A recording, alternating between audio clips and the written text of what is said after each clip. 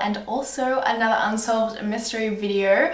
I'm not uploading this on a Monday, as you guys probably already know, because today is actually the 10-year anniversary of the case that we're going to be talking about, and this is a massive case, probably the most famous missing persons case in the world, I would actually say.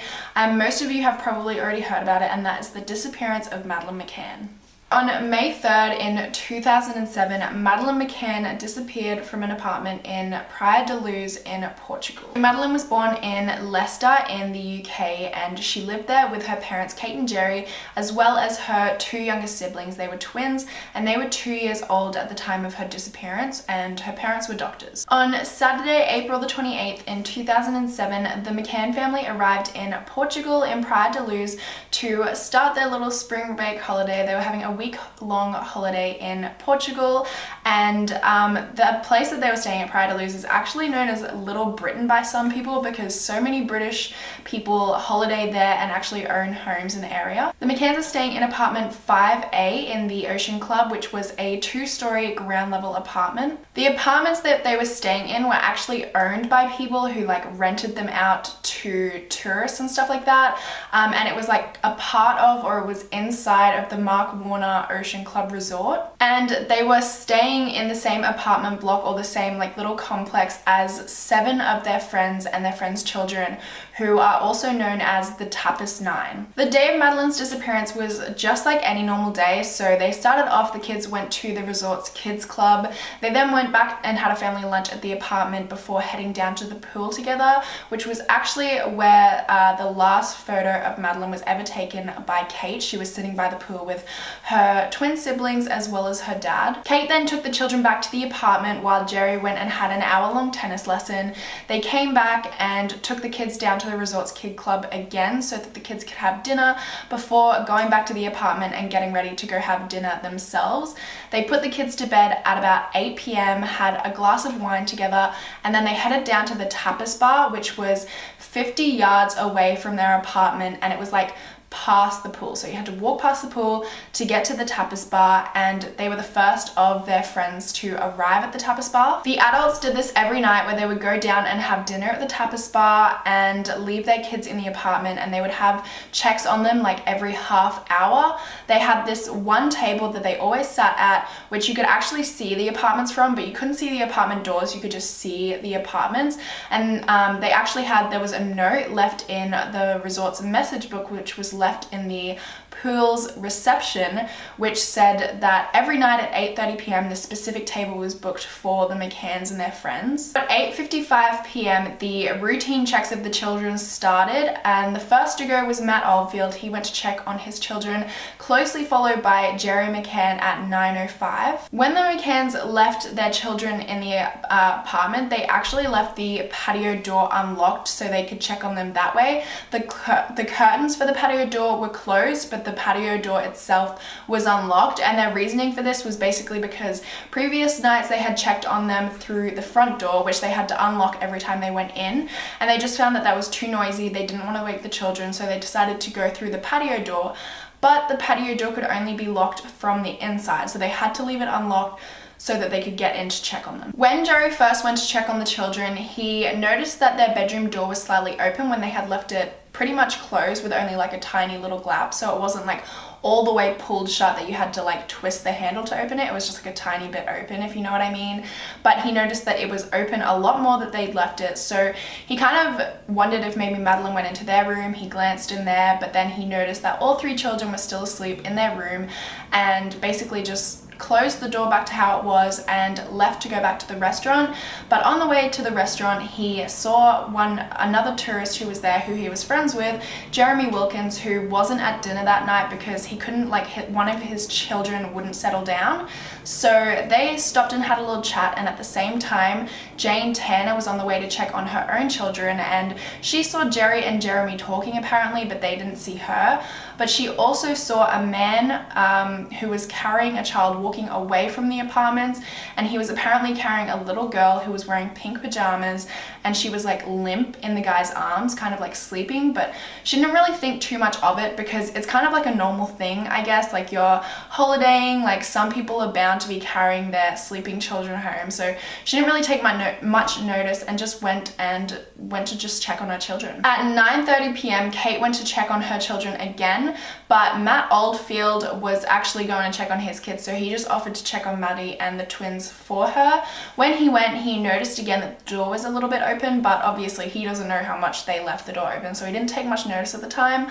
And it seems like he didn't really have a good look. Like, it seems like he just kind of peeked in and just had like a little peep in, and he saw the twins there, but he can't say for sure if he saw Madeleine, and he also can't say for sure if the window was open. So it seems like he didn't really check, or maybe he's holding something back, or I don't really know. But so at 10 p.m. Kate went to check on her own children this time, and as she did, she went to grab the handle of the bedroom door and it kind of like slammed shut on her, kind of like blown by a gust of wind or something like that. So then she went in and she noticed that the window was open, which is what caused the like gust of wind to shut the door, and she also noticed that Madeleine was gone. The twins were still there sleeping, but weirdly enough, Kate left them in the apartment to go and tell her friends at the tapas bar that Madeleine was gone. And what was even weirder is that when she went to tell them Madeleine was gone, she didn't say like Madeleine's gone or Madeleine's missing. She said they've taken her, which just seems like a really weird thing to say. And it seems weird that if you think someone's taken Madeleine, that you would leave your sleeping children in the same apartment. But I don't know. I don't want to get too much into that right now. Anyway, after Kate told the group that Madeleine was missing, Jane immediately was like, oh my god, I saw a man carrying a little girl. So they went down to the 24-hour reception and they told them that Madeleine was missing. They immediately called the police at 10:15 p.m. and then at 10:30 the police arrived. And later on, the National Criminal Investigation Police Unit arrived at the resort as well. They conducted a search for Madeleine. They used dogs, hotel staff, and even guests helped look for Madeleine, but unfortunately she was nowhere to be found. While everyone looked, Jerry and Kate actually sat in the apartment. They just stayed in the apartment. They didn't help with the search at all, but they did end up making a brief statement that night to the press saying that they wanted whoever had Madeleine to bring her home, or anyone that had any information to bring that forward. And this could have been either helpful or detrimental to the case, because obviously them doing this would have alerted whoever took her, if someone did take her, that, you know, they're on the look, like they're looking for this person, which just gives them more motive to run. Unfortunately, there were quite a few mistakes that were made in the search for Madeleine that definitely could have been detrimental to her case and helping find her. And if these mistakes weren't made, who knows, maybe Madeleine would have been found that same night. The first mistake they made was they didn't seal off the apartment as a crime scene. So 20 odd people came in and out of this apartment, which definitely 100% contaminated the scene. Everyone's DNA evidence would have been in there, and it would have been so hard to get a DNA match from the apartment considering so many people were going in and out. On top of that, they didn't alert the border guards that this had happened until a few hours after they searched for Madeleine. And Interpol did not put out a global missing person alert until like 5 days after Madeleine's disappearance. So the man that Jane saw, she described as dark-haired, 5'7", anywhere from 35 to 40, and apparently he didn't look like a tourist. And this was actually corroborated by an Irish couple, the Smith family, Martin and Mary Smith. They reported that at 10 p.m. they saw a man holding a little girl who was kind of limp and looked uncomfortable to carry. The girl that the man was carrying, the Smith couple said apparently she was about 3 to 4. She was pale and had blonde hair. They also said that she was wearing pink pajamas. And they described the man as having a slim to normal build. He was about 5'7" to 5'8", and he looked like he was in his mid-30s. They also said that he didn't look like a tourist, so their two descriptions of this guy were very, very similar. So they looked for this guy for years because obviously whoever it would have been a major suspect. Apparently in 2013, Metropolitan Police said that it was a British tourist carrying their child back to their apartment, but I'm not really sure how true that is. So that's pretty much all of the information. I'm going to start getting into the theories now, and the first theory that I want to talk about, well, I don't know if this one is so much of a theory, but this is the first suspect that that they actually had in this case. The first official suspect in this case was Robert Murat, and he lived in a villa owned by his mother, which was about 150 yards away from apartment 5A that the Mccanns were staying in. And he also was a helpful translator to the police in the investigation until a journalist actually reported him in and said that he was really suspicious and that she just had like a gut feeling that he was guilty. Robert did have an alibi, and he said that he was with his mother from 8 p.m. that night when she got home. All night they were just talking in the kitchen, and well, his mum corroborates this. They ended up searching his home on May 14th, and then again August 4th and 5th, that weekend, they searched his home again, even using sniffer dogs, but they didn't find anything, and later he was cleared because there was no evidence that he was involved in the case in any way, I don't think. The Mccanns also soon became suspects of their own daughter's murder, and they actually flew in 2 sniffer dogs from Britain to Portugal. One was trained to sniff out blood and one was trained to sniff out dead bodies, and they were shown around the resort and a few other areas, but they alerted only to the Mccanns' apartment. And then later on, a cadaver dog actually alerted to the back of the Mccanns' rental car, but they actually didn't get this rental car until a few weeks after Madeleine's disappearance. They did test samples from the boot of the Mccanns' car, the rental car, but they were inconclusive. And this brings us to our first theory actually, and that is that the Mccanns actually killed her. This theory doesn't actually state that they outright killed her like purposely. It's more so that they accidentally killed her and then they tried to cover it up so that they wouldn't get in trouble. It is possible that the Mccanns gave their children sedatives or drugged their children so that they would sleep while they were out at the restaurant. Kate actually stated that the morning of Madeleine's disappearance, Madeleine said to her, "Why didn't you come while we were crying?" And this kind of gives them reason to give their children a sedative so that they didn't cry throughout the night or they didn't wake up and freak out that their parents weren't there. So it definitely gives them reason to give them a sedative so that they slept while they were out at dinner. And it's possible that maybe when they did give this to them, they gave Madeleine too much and she died. This one kind of seems unlikely to me because, as I said before, they are doctors, so I feel like they would know how much to give to their child. But the other theory is that maybe Madeleine didn't react well to whatever they gave her, whatever they might have given her. So if the Mccanns actually did give them something and Madeleine passed away from this, it definitely gives them a motive to cover it up, hide Madeleine's body, and try and pass it off as an abduction. Further on this theory, there were 2 sketches that were drawn of the supposed sighting of the man who was carrying the sleeping girl, and surprisingly they actually look a lot like Jerry, which some people have noticed.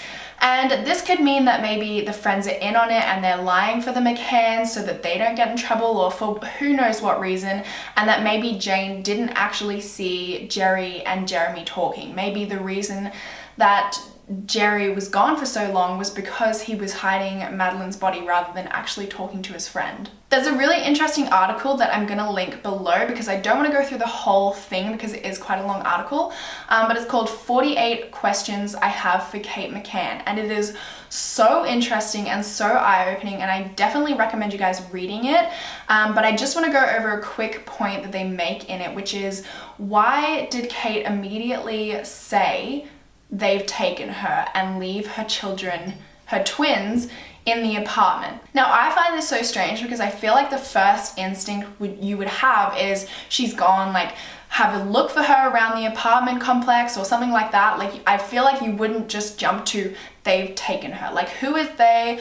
Why do you think someone has taken her? Why could she not have gotten out and wandered out by herself, considering the patio doors were unlocked? And if you did think somebody had taken her, why would you then leave your 2 other children in an unsafe apartment? Just doesn't make any sense to me. I also read a little while ago that I just thought I'd mention this, is apparently they spent some of the money from the charity, Madeleine's charity fund, to pay off their mortgage, which I just I don't agree with at all. Apparently, because the Portuguese suspected Jerry and Kate, they actually told Kate that if they admitted to killing Madeleine and hiding their body, that Kate would only get 2 years in prison and Jerry would get off scotch-free. But in July 2008, the Mccanns were officially ruled out as suspects and the investigation into their involvement in it was closed. Now, I believed this theory for the longest time, I'm not gonna lie, up until I found out how much money they had spent on like private investigators and everything else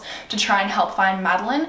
They have spent something like 11 million euros, which translate to like $19 million to try and find Madeleine. And that seems like a crazy amount of money to be spending on something when you already know that she's dead or you know what happened to her. It makes me like take a step back and believe like maybe they didn't do this, because who is going to spend 11 million euros on something like that? So now I'm just gonna get into the next theory, and my next theory is the Pizzagate theory. And if you guys have never heard of the Pizzagate theory, it basically involves a bunch of US politicians like the Clintons and says that they are running this massive sex trafficking ring and they use pizza terms as code words for their sex trafficking like little thing. Now, the reason that this theory is relevant to this case is because the sketches that I talked about before look really scarily similar to John and Tony Podesta, like creepily similar to these two guys.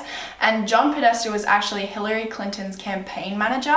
Now, some people actually went as far as to say that John Podesta was in Portugal at the time of Madeleine's disappearance, but that was never proven, and it was just a bunch of speculation, and I feel like it was just people trying to reach to make this theory work. And I don't believe this theory at all, because the sketches are two different artist interpretations of the same guy. So they're not images of two different people like John and Tony Podesta per se, they are two images of the same person. So it doesn't make sense that this has anything to do with the Pizzagate theory or John and Tony Podesta. But I will say it is creepy how similar these drawings look to them. Now, the next theory is that Madeleine was taken by a stranger, whether that was a planned abduction or a burglary gone wrong. And I'm just gonna quickly talk about the burglary gone wrong theory, which is basically that maybe somebody broke into the apartment to try and steal a few things, and Madeleine saw them, so they decided to kill her.